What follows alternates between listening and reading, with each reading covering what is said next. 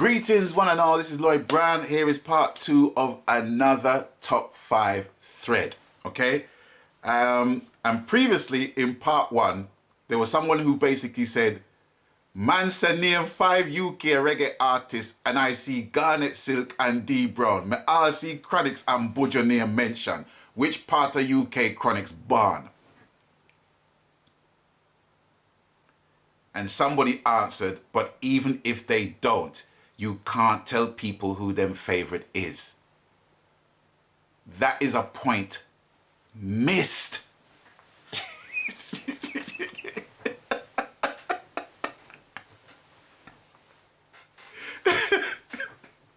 That is a point that is missed. That's a point missed. That's all I can say. That's all I can say.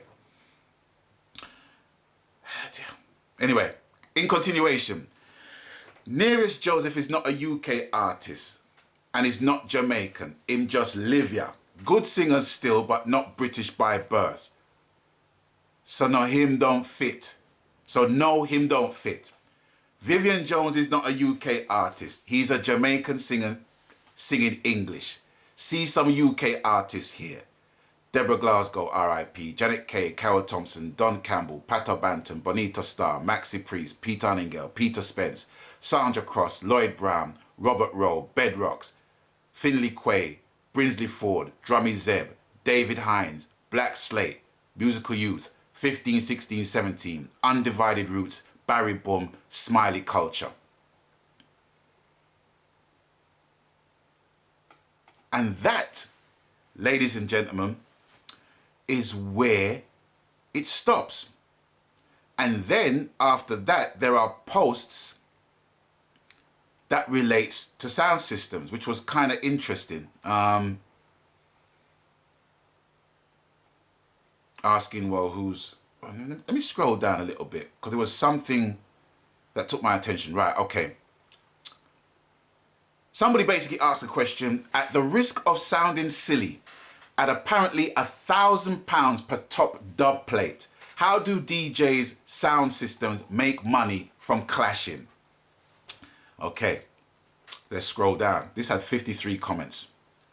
Someone answered, why produce dub plates instead of proper music tracks? It makes no economic sense. He further answers, Soundman missed the plot, and that's why people like Rodigan will always get paid.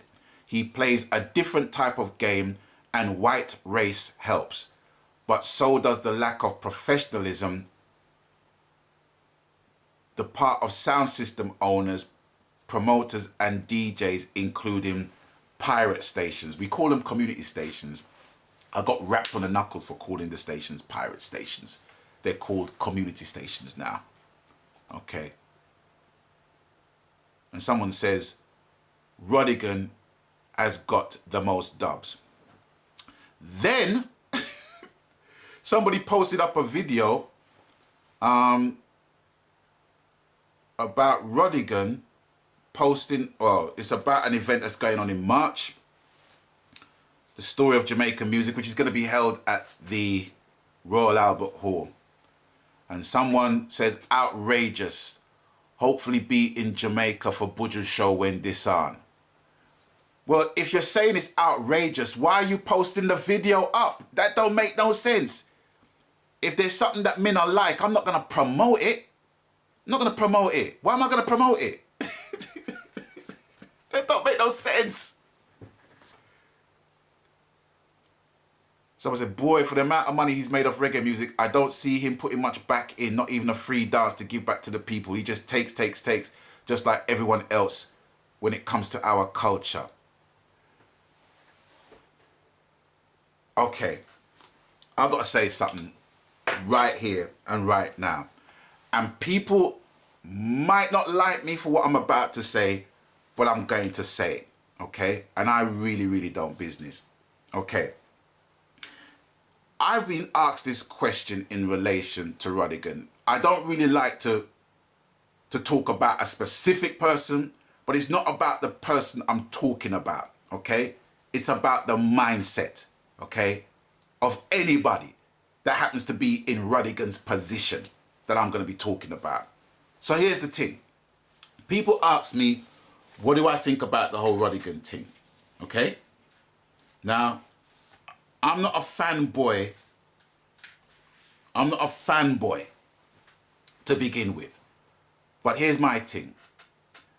If someone who has a love for music from 1960 odd pays his way and does extensive research of the genre and presents it in a format which was not really made readily available to black people in the UK, where I can count basically 3 people in my growing up listening to reggae music on the radio: Steve Barnard, Tony Williams, and David Rodigan. Those people were basically instrumental in me getting to know more about reggae music, as well as my father, who would play tunes on the gram in the beloved front room. Now, if he's doing his research and he's basically showing his love for reggae music for many, many years and elevating himself to the point where he's on commercial radio and what have you, then for me, his colour ain't got nothing to do with it. For some people, his colour's got plenty to do with it. But it doesn't stop the Jamaican artists inclining themselves to him whenever he's got an interview or an event or anything that he's promoting in terms of reggae. It doesn't stop Jamaican people inclining themselves to him. It doesn't stop UK artists inclining themselves to him when Rodigan wants a dub plate, right? Now, if I was in Rodigan's position and getting what I'm basically getting because of my colour and because of everything that everyone basically states as to what is wrong with the brother and what have you, it's going to get to a point where I'm going to say, well, you know what? It don't even make sense me even try to melt with the people them at the end of the day. As much as what I've tried to do from growing up, representing the music, I'm going to make Rodigan a brand and I'm going to expand the brand. So I can basically pick up the phone and call Damian Marley, Chronix, Bitty McLean, whoever, the Philharmonic Orchestra, Lucy, anybody. I can pick them up, pick up the phone and call them on their personal phone and get them to work with me and just expand my love for reggae music. I mean, what is the man going to do? Is he going to just stop? Is he just going to stop being interested in reggae music? You know what I'm saying? You know, he's going to do what he's going to do with the people he's going to basically do it with. And the people that he's basically working with, you know, maybe agenda is a strong word to basically put, but they have their own reasoning within their headspace as to why they will work with Rodigan and some people won't work with Rodigan. You know, for me, at the end of the day, it's what it is. It's what it is. You know, I don't have much dealing with Rodigan, but that don't mean to say that I dislike him or don't have no respect for him. You know, it's bad enough trying to get respect in your own fraternity amongst your own hearted people. You know what I'm saying? You know? I didn't mean to make this video today, but it's just something that I have to say, you know. And just the name of Rodigan can be so polarizing to people for their own reason. And everybody's got their opinion. Everyone's got their own opinion and everyone's got their own experiences with the man. But the bottom line at the end of the day is that, well, is that man stopping you from being the best you can be in the craft that you are in? You know, is the fact that the artist that he's working with is getting more of a profile than certain other artists, is that stopping you from doing the best you can do within your craft? If you're letting that be a factor, then you shouldn't be in the business. Honestly, you shouldn't be in it. Your love for reggae music has got to basically count for something. You know what I'm saying? Because there's always going to be liars, thief, murderers, extortionists, in this business, just like any other business. You know what I'm saying? But the bottom line is that it's your love for reggae music and what it does to you and what you hopefully bring to the masses. Because reggae music don't belong to Damian Marley, one. It don't belong to Chronix, one. It belongs to each and every one of us. And reggae music wins at the end of the day. Whether you're down there or you're up there, you know, the trajectory is the important thing. But if you're down there and you're keeping yourself down there because you're looking at the man up there and thinking, well, yeah, I'm not getting no blind, I'm not getting no this because of this man up there. I've had that crap said about me. And look which part me there to where bigger artists are. There's just too many artists to mention that's on a level much higher than me. But that don't mean to say that this is where I see myself. Musically, I see myself up there, but I just happen to be down there because of the marketing or lack of marketing or the lack of airplay down to an individual that might not want to play my tunes because of whatever. Do you know what I'm saying? You know, it's just the mentality of how we bring our music to the masses. Because the one music that should serve as an umbrella for all of us is Bob Marley and the Wailers' One Love. We all say one love, and it's like some people don't show no love. But is that going to stop me from doing what I'm doing? Nah.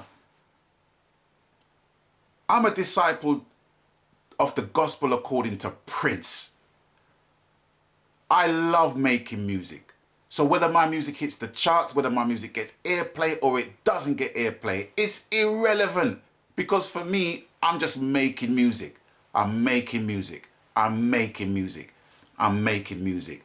And if I do a show, yeah, I'll do a show or 2 or 3 or 4 or 5. But those shows have got to be quality shows. You know what I mean? Where people can see me and see my band in its best light, to balance up the quality of the music that I'm making. Now, if people can't afford that, they can't afford that. If people don't want me to do certain shows, then that's fine. That's not going to stop me from making music and bettering myself musically and the craft. I could feel myself ranting here and I don't want to rant because I had no intention of making this video.